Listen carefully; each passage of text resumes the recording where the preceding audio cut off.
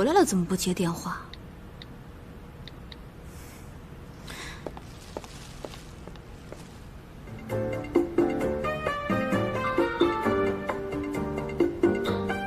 谁来了？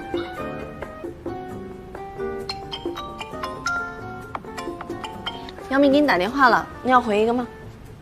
他找我都是工作，今天我只想跟你待在一起。今天累一天了，帮你按按。嗯。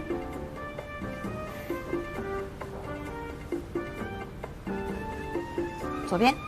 好的。舒服吗？嗯。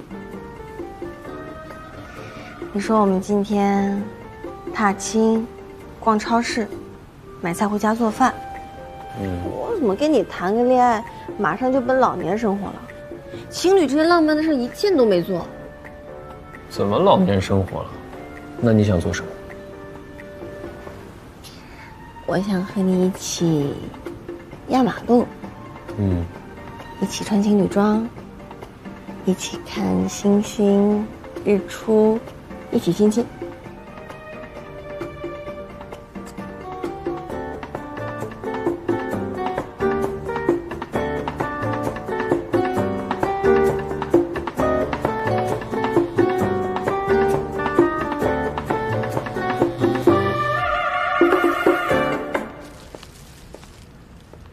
回来了怎么不接电话？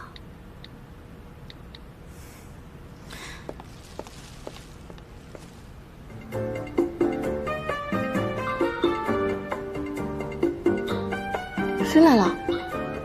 应该是姚蜜吧。帮帮我！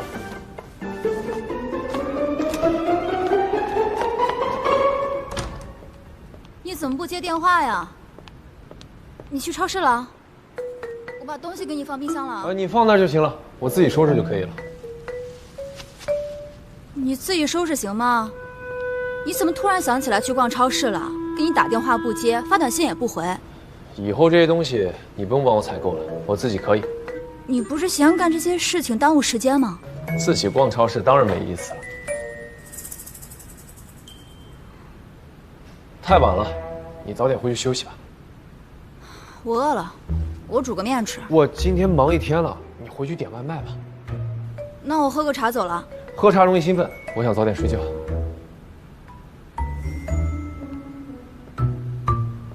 你跟不然，我们和好了。看来我之前在聚会上的自作主张，不算是帮倒忙。老板应该谢谢我才对。我谢谢你，但别再有下一次了。太晚了，我去洗个热水澡，你回去休息吧。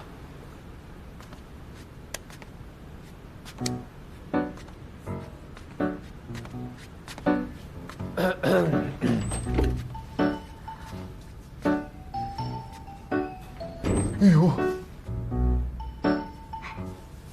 他走了吗？我跟他说我来洗热水澡的。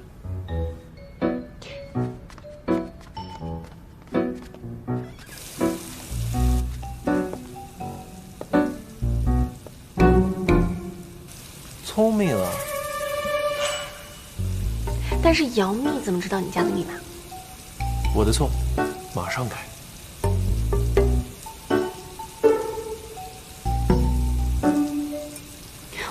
喂，姚蜜还在外面呢。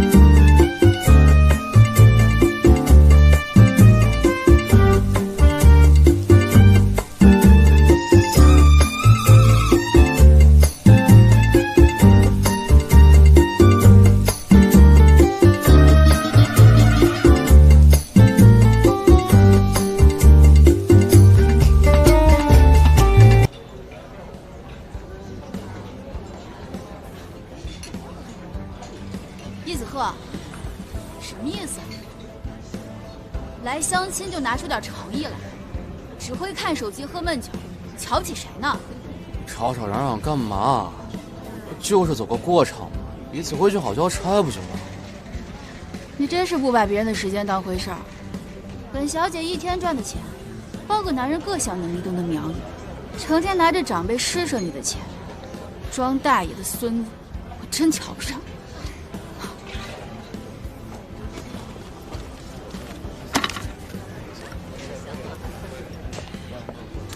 庄主，看不起谁呢？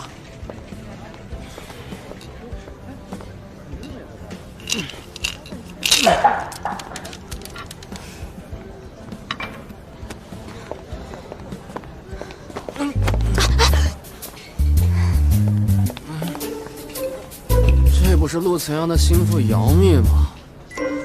这么快就走了？再喝一杯，我请。让开！哎，从来没有看不上我的女人，只有我看不上的女人。今儿我就要挑战难度，和杨幂约会。坐会儿，喝一杯，我送你回家。你放开！你放开！走。易子鹤，你放开！干嘛呢你？喝多了吧？那有钱，拿去花。你拿着女人给你的钱装什么装？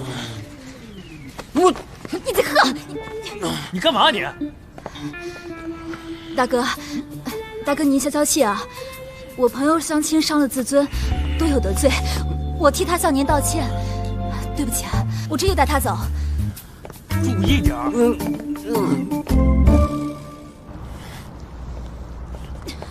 刚要不是你拉着我，我非要揍那个臭小子满地找牙不可。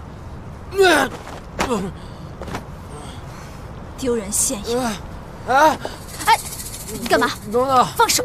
你为什么替我赔礼道歉？你放手！我不欠女人人情的。你放手！你想要什么？我给你买。易子鹤，你放手！我的自尊心只有靠泡妞给，只有看中我身份的人才要给我尊重。在我奶奶眼里，我就是个一无是处的东西；在我爸妈心里，我就是个被宠坏的孩子。我堂堂一华接班人啊，却要通过商业联姻来体现我的价值。我一肚子气，泉下酒了。起码你有你爸爸妈妈和你奶奶给你锦衣玉食。想想那些亲人都没有了，在外飘零的人，你确实不争气。对，你说的对。你这么优秀，你来给我当秘书，我保证比陆晨阳怜香惜玉。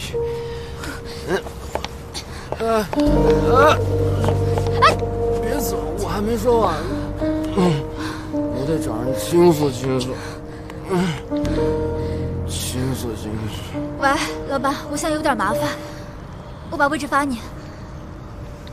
陆晨阳眼那么瞎，连我姐那只斗鸡都看得上，你在他身边不会有前途的。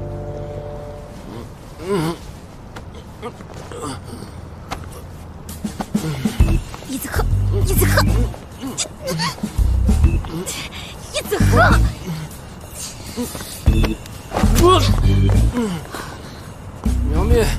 杨秘书，你看看你这个鬼样子，就你这废柴也配占姚蜜便宜？谁是废柴？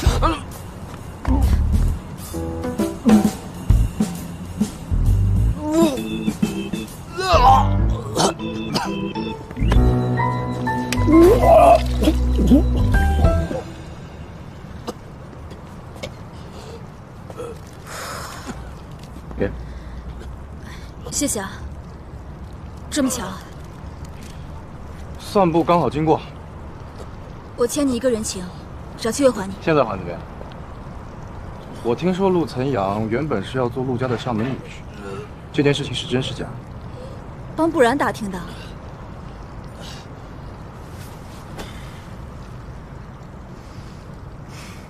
陆总和陆思琪从小一块长大，两人感情很好。老陆总一直把他当女婿在培养。陆明宇破产以后，陆思琪受刺激失忆了，陆总一直把他保护得很好，赘婿是无稽之谈。不过陆思琪确实喜欢陆总。我知道了，谢谢你。这么晚了，我送你回去吧。不用了，我自己打车走。在这儿为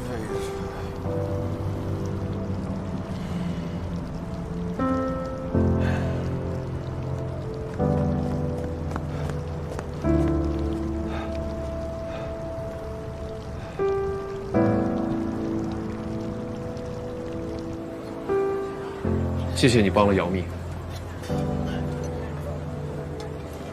帮自己妹妹，天经地义。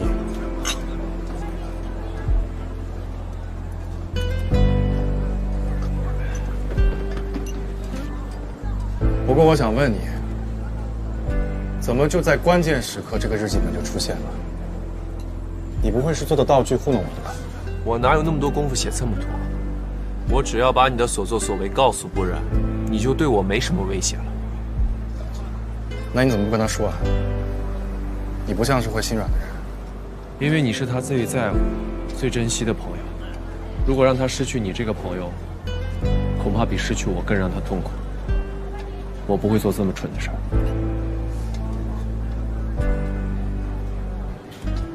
陆晨阳，你什么都有了：爸爸、妹妹、家庭、公司，本该属于我的一切都被你占了。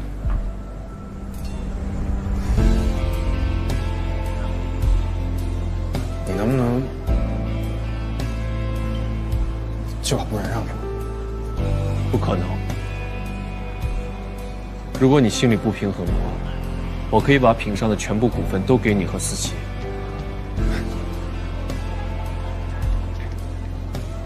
陆总果然比一皇大方多了。但是我不会认输的。别让我有机可乘，否则我会把你打趴下。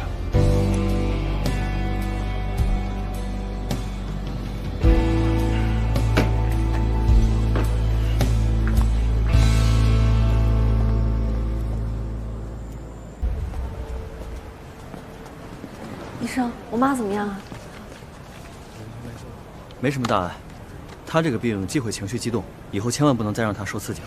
好，我们一定会注意的。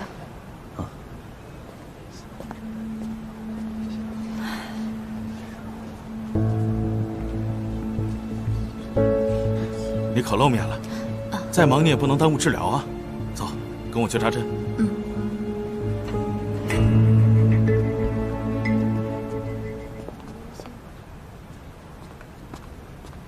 喂，休息天没见人，你跑哪去了？看我爸妈呢。想着接下来要为投标冲刺了，挤不出时间。你干脆把叔叔阿姨接到福月阁来住吧。原本你一个人住这么大的房子，是怕身份被揭穿，现在没什么可担心的了。我问问他们的意思吧。我要去公司加班了，你照顾好自己，我们回头见。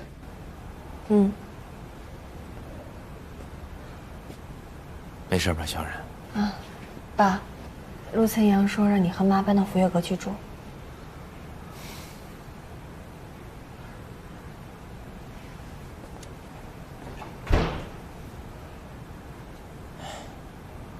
你替我谢谢他，只怕这样会更加刺激你二叔。我二叔他是幼稚还是无法无天？这次我真不能这么算。不要再把事情搞大了。没听医生说吗？不能再刺激你妈了。明天你就要上班了，早点回去休息。你妈明天就能出院，这边我陪着，放心啊。来，把水壶给我，我去打水。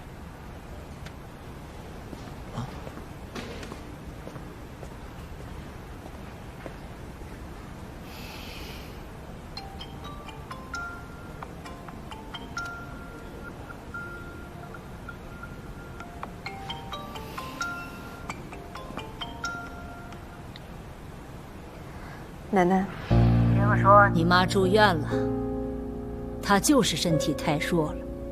当然，这也不怪他。毕竟你爸妈玩不过敏才和可心两口子。可见，我让儿子联姻，娶个门当户对的女人，多正确呀！奶奶，您打电话来就是为了专门羞辱我妈吗？想不让敏才和可心去打扰顾慧云的话，不难，只要你肯听我的话。奶奶，您又要故技重施吗？在我进品上的时候就已经告诉过您了，我不想。你更不想让可心和敏才两口子时不时去你们家闹，对吧？难道你是故意让二叔抓狂，好让他把怒火冲向我爸妈，逼得我必须为你做事吗？奶奶，怎么什么人都能成为你的工具人？你真狠得下心。你该明白，你爸妈的处境一直掌控在我的手中。那你想让我做什么？当然是你力所能及的事儿啊！把品上整套古巷改建图纸交给我。您对易华的设计部是多没有信心啊！要想赢品上，除了偷图就是偷图。去灭品上士气，这种手段简洁有效。记住，机会只有一次，抓紧办吧。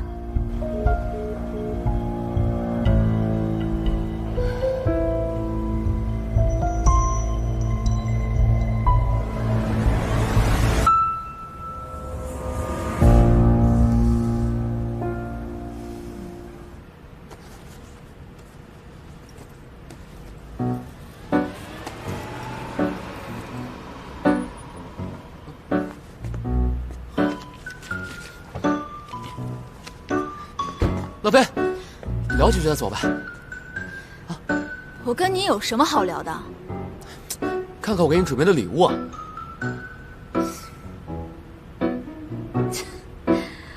浮夸，连我喜欢什么都不知道，就想泡我，简直吃饱撑的。你们女人不就喜欢包包吗？这些都是最新的款式。我跟你那些轻易得手的女人不一样，我喜欢的是环保袋。再聊两句呗。这是我们针对古巷改建的投标方案，大家可以根据资料参考，看看还有什么需要修改的。你该明白，你爸妈的处境一直掌控在我的手中。古巷呢有锻炼身体的器材，然后让那些年纪大的爷爷奶奶把品上整套古巷改建图纸交给我。在这一片区域。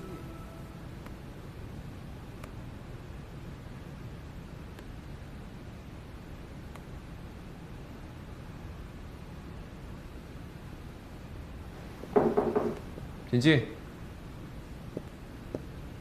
刚好，不染把古巷改建的设计图最后定稿发给我了，看看。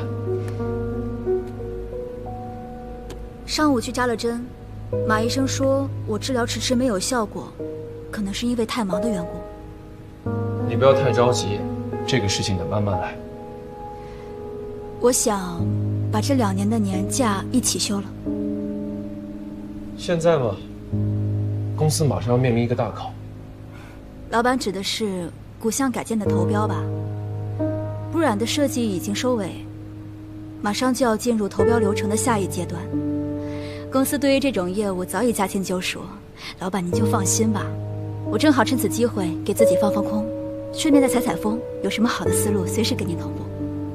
你都这么说了，好吧，我给你批假，你自己出门一定要小心一点，最好能找个朋友一起同行，路上有个照应。我最想跟老板一块同行。我这一大摊事儿呢。说笑呢，等公司赢下古巷改建再安排好了。一言为定。对了，易华一直对古巷改建的项目虎视眈眈，我担心他们又会做什么手脚。你把设计图备份好后放好，所有设备里的存稿全部删掉，这样我才放心。好。那我先出去了。好的。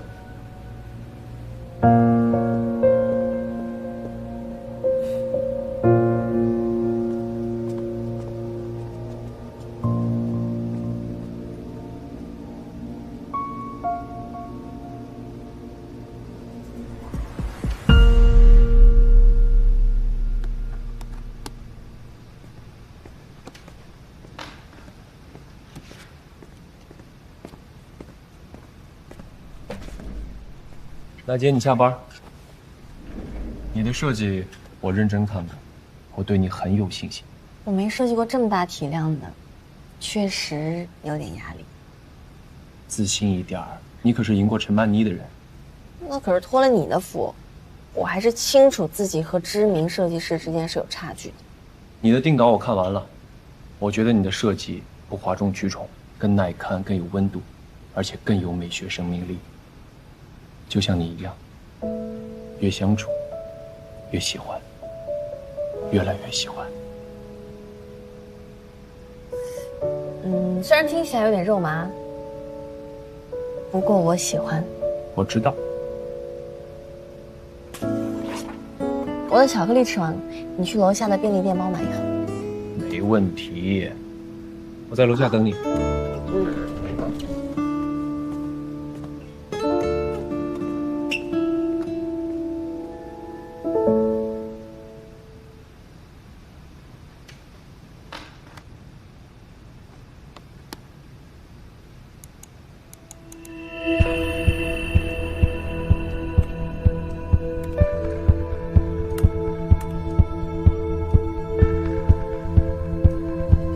一旦设计图纸被甲方认可，我就不相信这陆岑阳他会有失体面的跳出来，还指认我们抄袭。不过，他要真的较真的话，咱们也不怕，咱们可以把责任推卸到不忍身上，说他出卖了品商。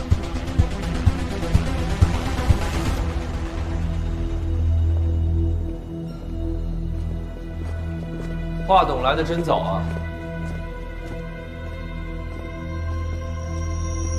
陆总，气色很好，是以为赢定了？小心阴沟里翻船。我的信心是易华给的，你们把最好的设计师让给了品商，我当然有骄傲的资本。不然吧，我比你更了解她。这丫头最大的本事是说一套做一套。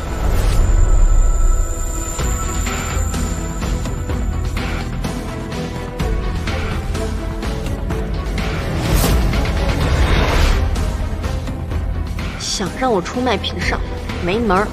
不然，棋子只配被人利用。你将要上的一课会很深刻的。啊！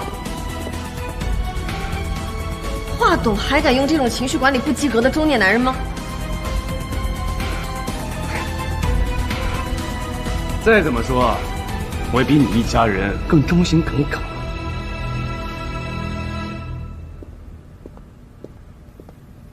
为什么他们还一副稳操胜券的样子？这边，我们也进去吧，别担心。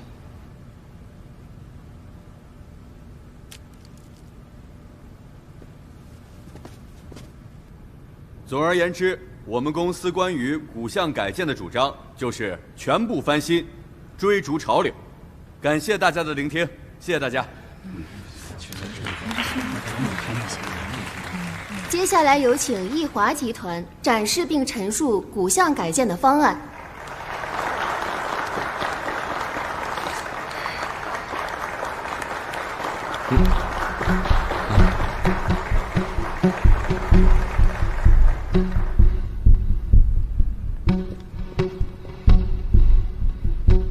很荣幸参与这一次古巷改建的招标，易华对这一次的古巷改建项目设计方案十分重视，召集了全国最顶尖、最懂东方美学的空间设计大师，以新老结合的设计师组合，力求在传承古典为什么建筑我的方案还会落在他们手上？打造出让年轻人喜欢的新文化村。易华这次的方案很创新呢。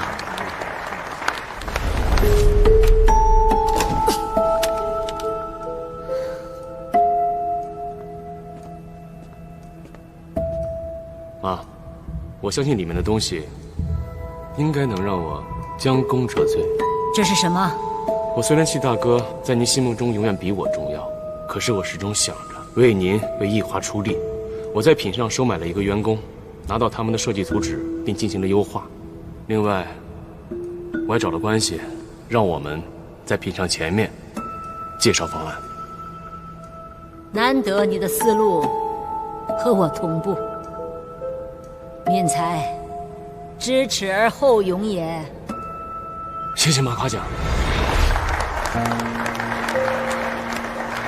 他们抢在我们前面发布了，那我们该怎么证明这是品上的方案？以上是易华设计的阐述。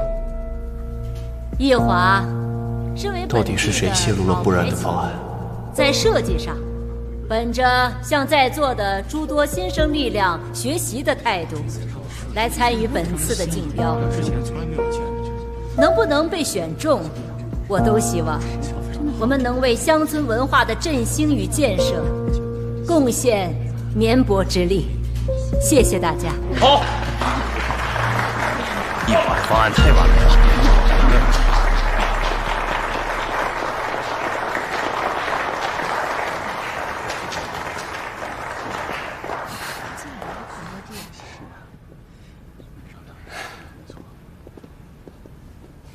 接下来有请品上集团展示并陈述古巷改建的方案。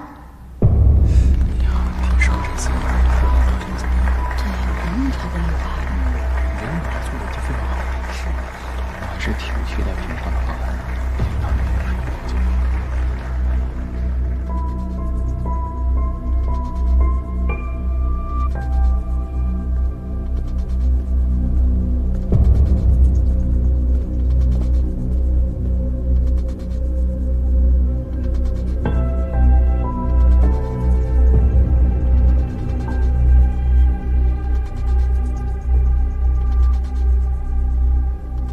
品上这次的项目，等一下，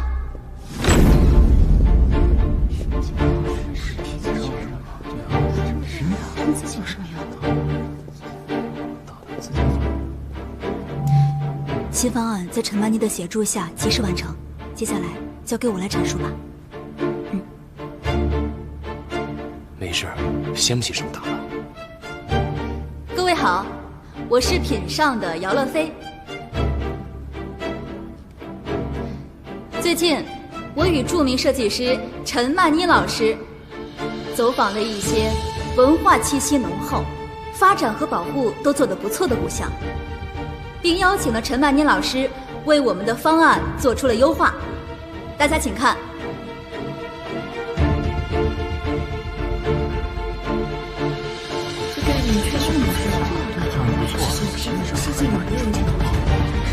大家能看到。古巷升级不光是给它化了个妆，还要赋能古巷诗意生活的全景规划，包括文化发掘、景观修复。更重要的是要让年轻的原住民想要回家，愿意回家。难道陆贼阳早就有备案？想要来到古巷，看到能让他为什么不提前告诉我？如果我们拿出的方案是不染技术上的1.1版，那么眼前这个方案起码是2.0版。不染，当初我输给你，那我今天就让你输得一败涂地。你也要找我合作呀？上次事就没办成，这次能行吗？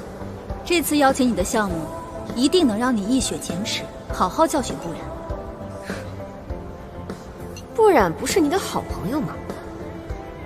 表面上算是吧，但在某种程度上，说是间接的仇人，也不为过。这些就是我们基于以上理念做出的改建设计效果图。大家请继续观看。是的，是的，这方案真不错，比易华的更加完善，不愧是平商出的人，咱们这次更加创新了。短短时间内，品上准备的那么充分，他们是怎么做到的？一定是那个不然告诉陆森阳我们的计划，让陆森阳背得好手，都怪那个不然。品上的方案真是太优秀了。他一边说相信我，一边却让姚明和陈曼妮准备了第2套方案。从始至终，他就没想过用我的方案去赢得这次投标。棋子只配被人利用，你将要上的一课会很深刻的。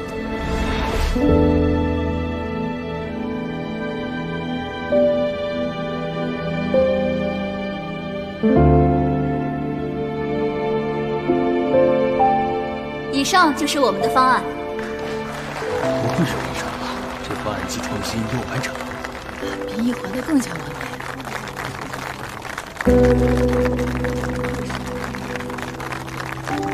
走。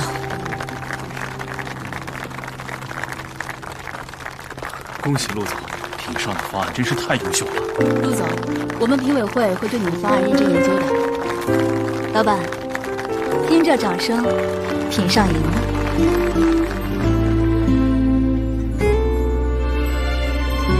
你给我站住！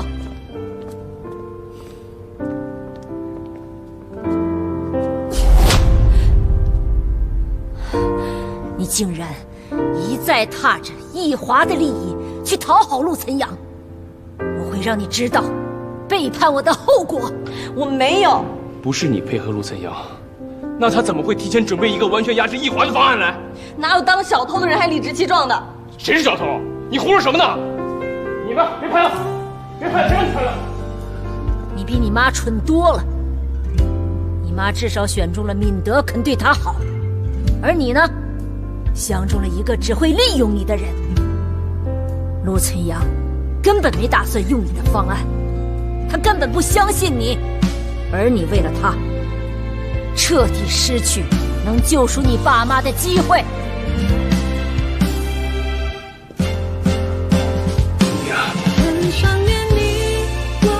爸妈，对不起，本来我能利用这次机会让奶奶不再针对你们，可我做不到。我不能辜负陆岑阳对我的信任，但可能他也没有那么信任我吧。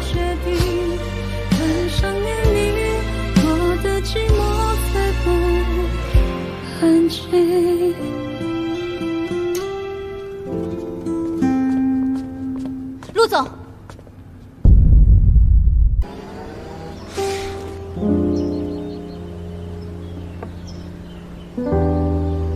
原来我只有不快乐的时候才能想起找秦勋，不应该把他当我的情绪垃圾桶。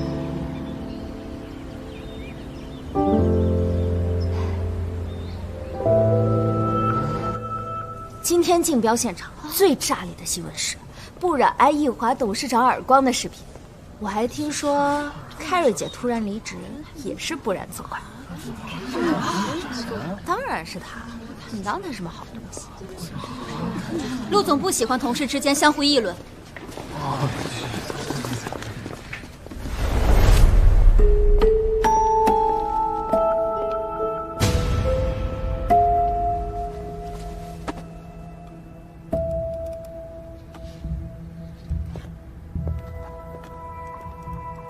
小杨，好，这么晚来公司，有事吗？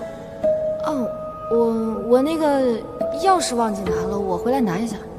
不染刚把古巷设计图做完，你动作小心点，也不知道它保存没有。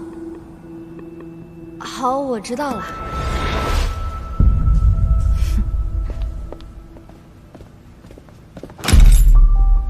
你请假就是为了背着我准备另外一套设计图？有了福利院的前车之鉴，我多做一套备选方案也是经验之谈。所以你怀疑是不染泄露的设计图？我只能说今天是个意外，我只是让陈曼妮在不染的版本上创新，这样的确能够增加胜算。说到底，让不染难堪的是易华，不是品尚，更不是我。是，你今天高瞻远瞩，替公司挽回了局面。但公司那么多设计师，就算你信不过不染，为什么要找陈曼妮？终止跟陈曼妮的一切合作。在创业的时候，老板说我们做建筑行业的，永远要把设计师放在第一位。今天却要为了不染，要把陈曼妮这么优秀的设计师拒之门外。老板，你以前从来不会像现在这样意气用事。出了这么大纰漏，你都不怀疑不染吗？你就那么希望我怀疑他？我怀疑他什么？怀疑他泄露设计图给易华吗？我和你认识他多长时间了？他是这样的人吗？好，那你告诉我，是谁做的？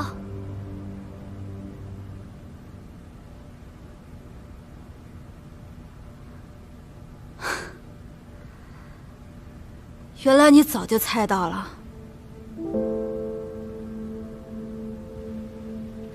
你为什么要这么做？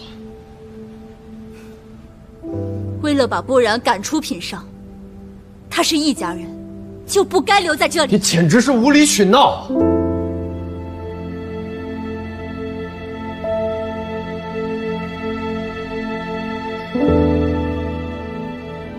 思琪的记忆是丢了，但是老板应该或许记得，思琪的伤是怎么来的。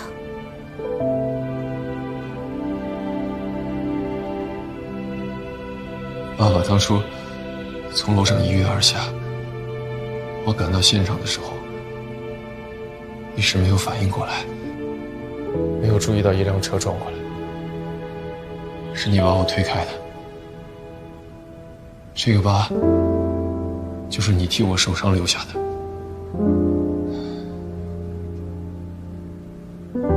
你是不是想起什么了？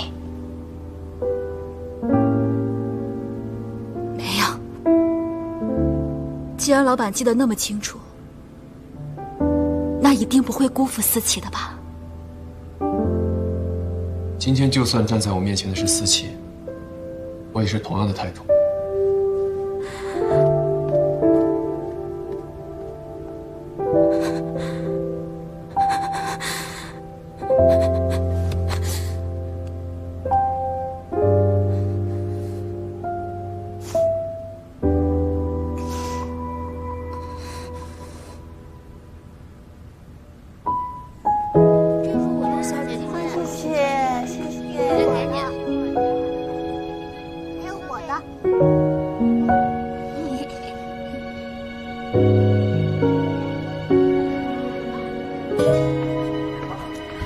这么巧啊？不巧，我是看你的车从我的店门口开过，明明想找我就不进来，想着你应该有心事，追踪我来这儿的，厉害呀你！是不是受委屈了？没什么，我不然可是易家练大的，是那么容易受委屈的人吗？就是工作上出了一点小事儿，需要反省一下。你都能来找孩子们了，能是小事儿吗？我那是很久没有见孩子们了，和他们待在一块儿，人特别的轻松，还跳了舞，把缺少的锻炼都补上了。别掩饰了，孩子们只能治愈你的心情，不能解决根上的问题。你应该告诉我的，军师长时间受不到指令，脑子可是会生锈的哦。说的有道理，正好有你用武之地啊。你帮我查查，是谁向易华出卖了我的设计稿？行啊，能聊聊报什么？我让我妈给你做全世界最好吃的糖醋里脊。成交。那这样，你去查，我回家让我妈准备，我们分头行动，提高效率。你呀，行，钱是欠着。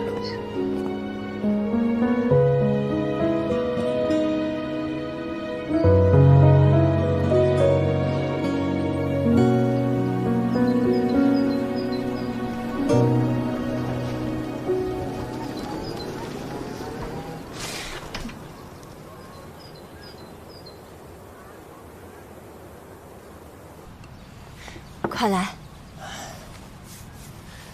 忙了一天了，能吃到阿姨您做的菜，简直太好了。来来来，喜欢你就多吃点。谢谢阿姨。你阿姨这病啊，刚刚痊愈，一看见你来，立马有力气下厨房了。谢谢阿姨。但是你这次一个人来，和小冉吵架了？是啊，所以才来向您二位求助的。你倒真实诚。我觉得让不染相信我之前，有必要先取得敏德叔和阿姨您的信任。你阿姨呢，是个颜控，看见你这样的帅哥啊，一定好说话。参阳，不瞒你说，我们知道小冉去了品上，曾经提醒过他不许对你动心。当然，这并不是信不过你的人品，只是我们两家之间有着太多难解的误会与伤害。不过小冉能跟着你学点东西，我们也是很欣慰的。阿姨您放心，我绝对不会让不染受到任何伤害。我跟他之间，也是我先行动的。他是我遇到的人里最率真、最善良、最勇敢的。今天我们在古巷的改建竞标会上，和易华竞争得很激烈，中间也发生了很多的小插曲。但我唯一确信的是，不染不会被华董利用，毕竟她是敏德叔您的女儿，也是我爸爸唯一认可过的儿媳妇。岑阳，你应该知道，你爸爸被逼上绝路和我有脱不开的干系。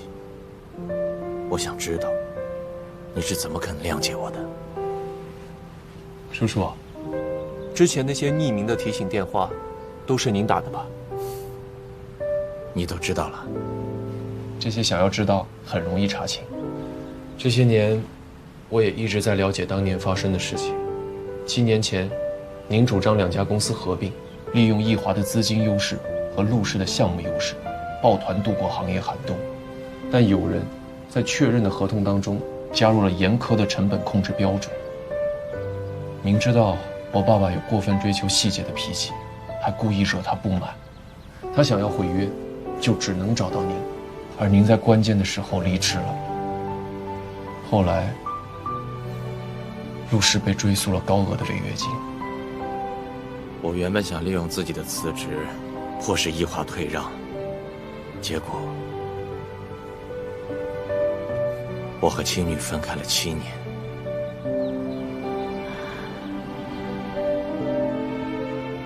更没想到的是，明宇兄不愿意被易华绑架，结果被逼得结束了生命。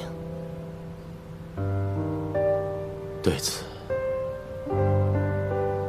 我充满了遗憾和愧疚。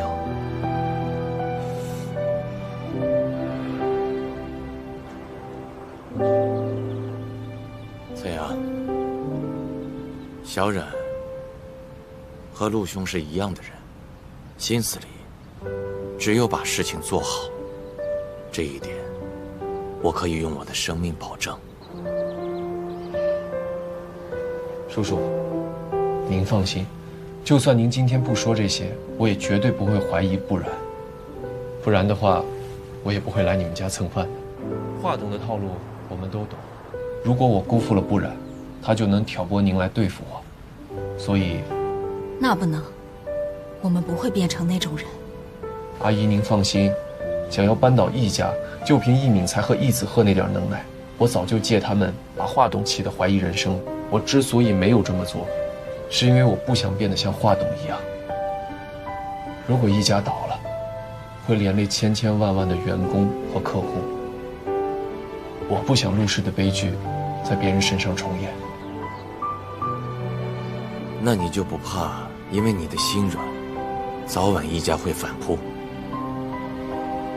心软不是我的弱点，而是我磨砺自己变得更强的理由。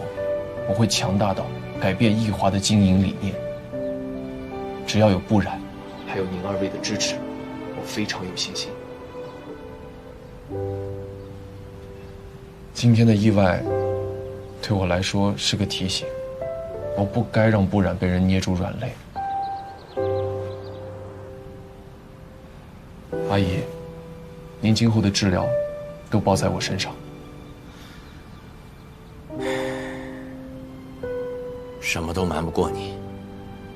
小冉那边你放心，我们不会让你们俩被外人挑拨了。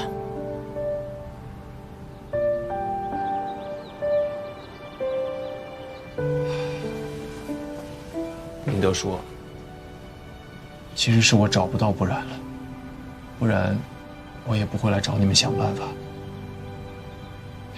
你能帮我问问不然他在哪儿？我真的很担心他。好。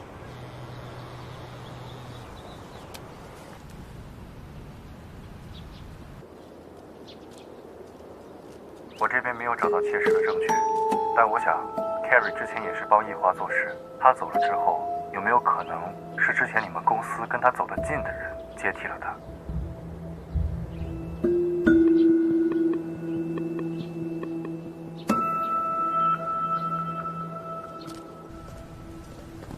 来了。夫人，很明显是他出卖公司，陆总却一直偏袒他，也不知道不然使了什么妖法。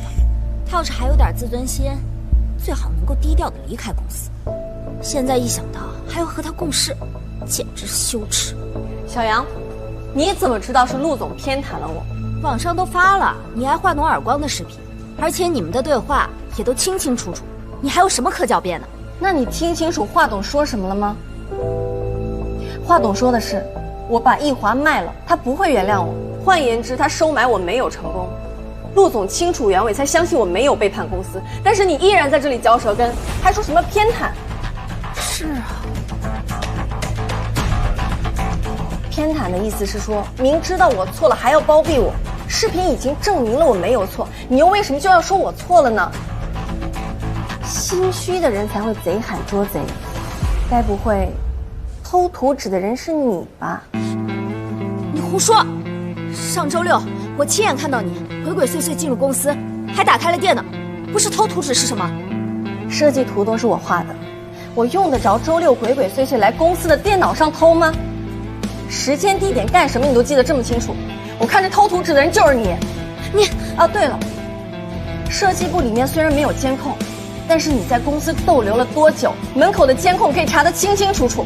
你少诬陷人，在没有实质性证据之前，谁都不要信口开河。都很闲吗？回去工作去。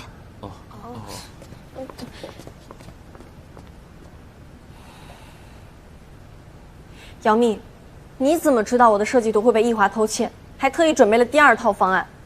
因为我清楚你的身份，我身为品上的董秘，有理由怀疑一切易家人。所以是你选择了陈曼妮，就是想让我不满，和陆总不合适吗？不然，我所做的一切都是为了公司。至于你怎么想，那是你的事儿。对了，老板他今天还没有来公司，你要告状的话，回家告好了。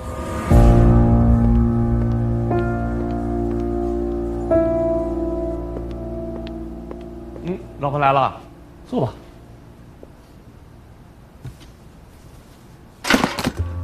哎，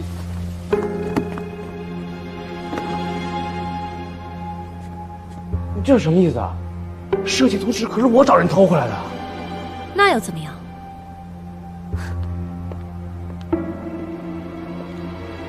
妈现在应该十分清楚，我和你之间谁更重要。我现在是易华的总裁，负责公司的整体运营。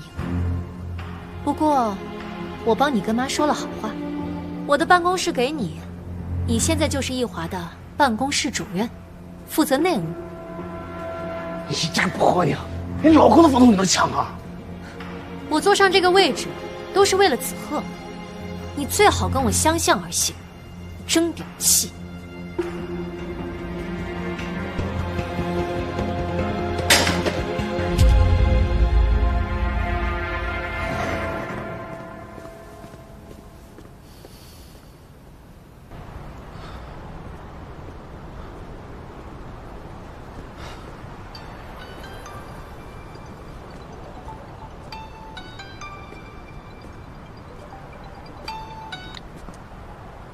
嗯，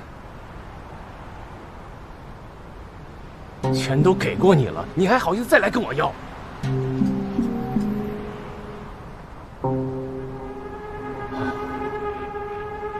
人在哪儿呢你？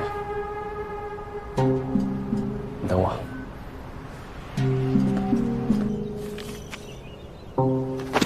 注意避避风头，以后再也别联系了。易总，你私会我的员工，你就是让他偷走我们公司设计图的幕后主谋吧？什么偷图啊？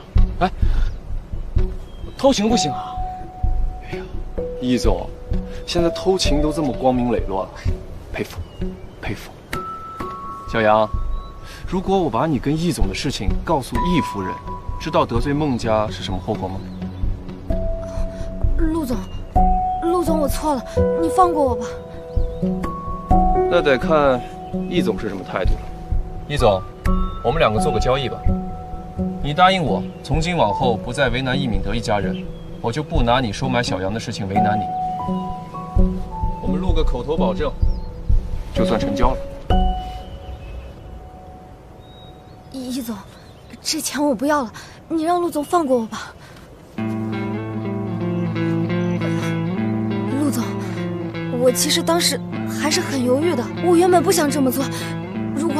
如果不是当时杨幂提醒我，我不管当时，我只管现在。如果易总不答应，小杨，只要你答应做我的人证，我依然放过你。陆晨阳，我答应你。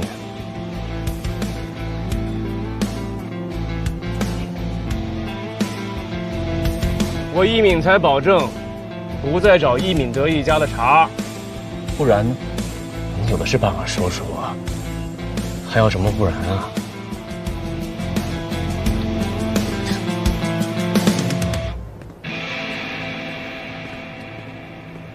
陆总，我现在就辞职，保证以后再也不说不然的坏话。您别追究我，我其实是想和男朋友结婚，但男友能力一般，家里一直反对。我想抓住爱情，才铤而走险，拿这笔钱。爱情很重要，但你让不染和我之间有了误会，这怎么算？对不起，陆总，我祝福您和不染甜甜蜜蜜，百年好合。您就饶我一次吧。他说到我心坎了，你来决定吧。小杨，收回你的祝福，走吧。不是，人家祝福挺好的，干嘛要收回啊？真有你的，我只是怀疑小杨，你就特意找到他跟到这儿？你要是想要表达感谢，你就直接说。我是为了让你尽快洗清出卖公司的嫌疑。我的嫌疑是洗清了，但是公司的做法让对陆总掏心掏肺的设计师寒心了。不是，车在那边。谁要坐你车啊？哎呀，还生气呢？姚蜜的做法确实让你难堪了，我替她跟你道歉。他的行为用不着你来道歉，我就想知道，他做第二套方案是你授意的吗？当然不是了。那陈曼妮也不是了。这还用说啊？我早就跟姚蜜说了，终止跟陈曼妮的合作。倒也不用，毕竟竞标上的设计图是他画的。那也是在你的基础上做的调整。要不是你前期熬夜爆肝，后期他们怎么可能那么快画出那么复杂的设计图？还生气吗？生气算不上，就是心里多少有点不得劲儿。商业竞争不是儿戏，姚蜜为了公司考虑，我可以理解，毕竟我的身份特殊嘛。你不要顾虑你的身份，你是什么身份对我来说根本不重要，我只在意你是你。如果你心里还是不舒服的话，我带你去一个我平时放松解压的地方。如果是唱歌、洗脚、按摩，那我就不去了，俗。不然，我在你心里就是这个形象。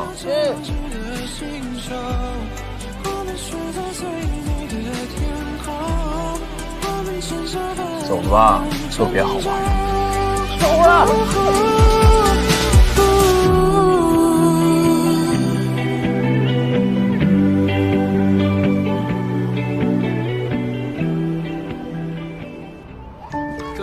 块钱一个网。好嘞。Hello。这小孩玩的玩意儿，你也好意思带我来？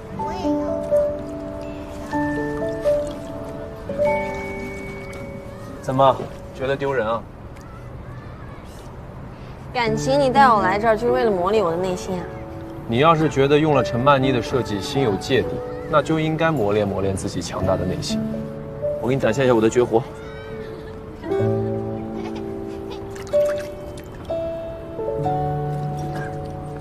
怎么样？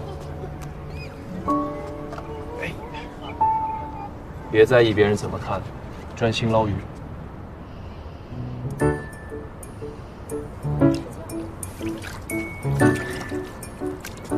小朋友，我们俩比赛。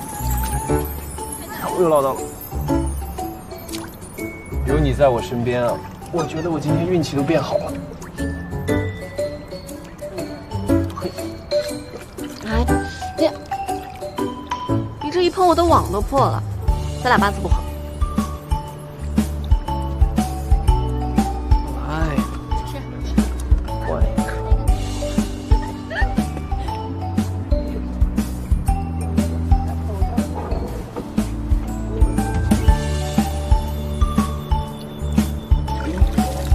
怎么样？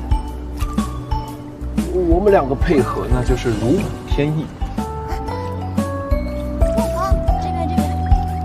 再来一条。哎，你放开吧，我自己玩。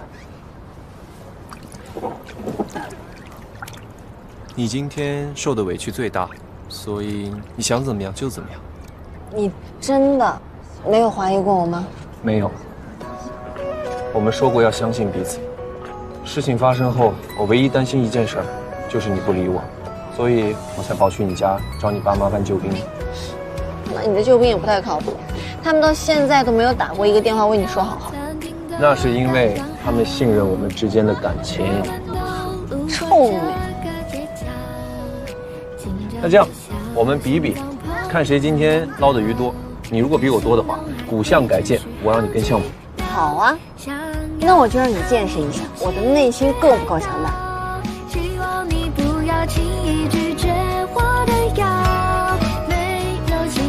忘了告诉你，为了赚出国留学的学费，我之前摆过捞鱼摊。厉害啊！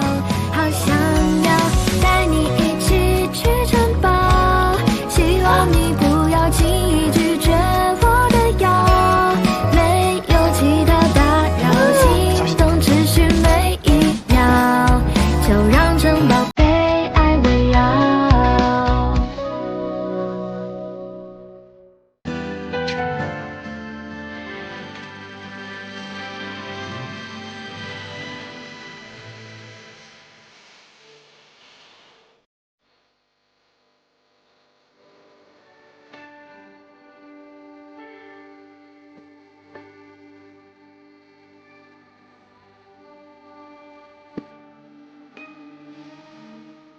我先回去睡觉了。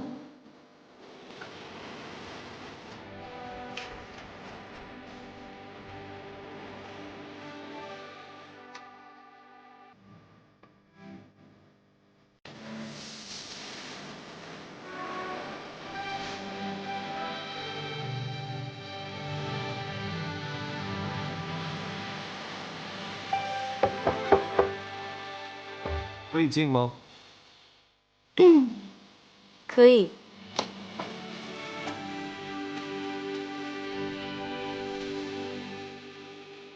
隔壁邻居王叔叔家的图纸，想让你帮忙给设计一下。你放那儿吧。哦。我的设计稿。